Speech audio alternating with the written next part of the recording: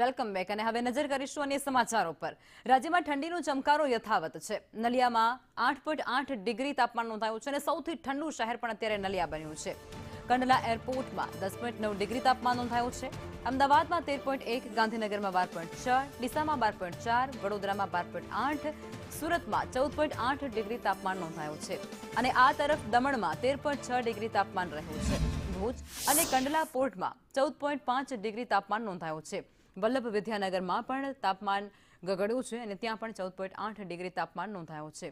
તો આ આંકડાકીય માહિતી અત્યારે સામે આવી રહી છે। કયા વિસ્તારમાં કેટલું તાપમાન છે તે સ્પષ્ટપણે ટીવી સ્ક્રીન પર જોઈ શકાય છે, જેમાં સૌથી ઠંડુ શહેર અત્યારે નલિયા 8.8 ડિગ્રી ઠંડી ત્યાં પડી રહી છે। તાપમાન ત્યાં નોંધાઈ રહ્યું છે। લોકો તાપણાનો સહારો લેતા પણ જોવા મળી રહ્યા છે।